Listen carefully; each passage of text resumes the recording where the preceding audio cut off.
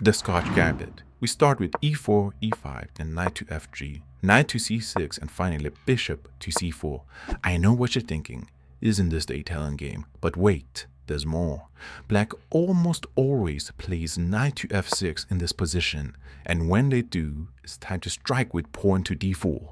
Black can take the pawn, ignore it, or resign. You would like that, wouldn't you? Black has three main ways to respond. They can capture one of our pawns with a knight, or they can take our pawn with their own pawn. Scenario 1. Knight takes the pawn. This might look good for black, but it's a trap. After they capture, their knight on e4 is all alone. Most players will try bishop to c5. They think they're clever for threatening your pawn, but this is where we hit them with queen to d5. This move creates too many problems for black to handle all at once. It threatens checkmate on f7, it attacks the loose knight on e4, and the bishop is suddenly getting some unwanted attention.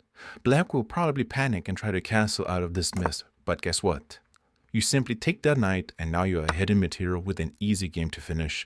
So knight takes e4 is a mistake. Scenario 2, the other knight takes. Okay, let's say black uses the other knight to take your pawn. Instead of trading knights like they expect, you drop the bottom with bishop takes f7 check. If black captures your bishop, you follow up with the knight takes e5. After the king moves, you casually recapture their knight on d4, and now your upper pawn, the king can't castle. From here, just develop your pieces like normal, castle, and don't play like Martin. Scenario 3, pawn takes d4. Finally, black plays the only correct move.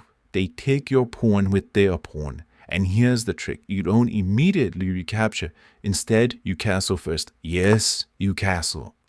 Why castle first? Because it keeps your king safe. Black will usually try to hold on to their extra pawn.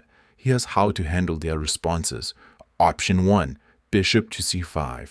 If black develops their bishop to c5, it might look like they're building up an attack, but you strike back with pawn to e5, attacking their knight. Now, if the knight jumps to e4, you play queen to e2, putting immediate pressure on the knight. At this point, black's best option is to try and relieve the tension with pawn to d5, but that plays right into our hands.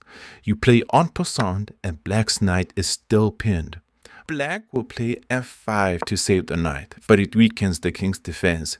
Just take the pawn on d7 and you are hidden material. Your position is great and your king is safe.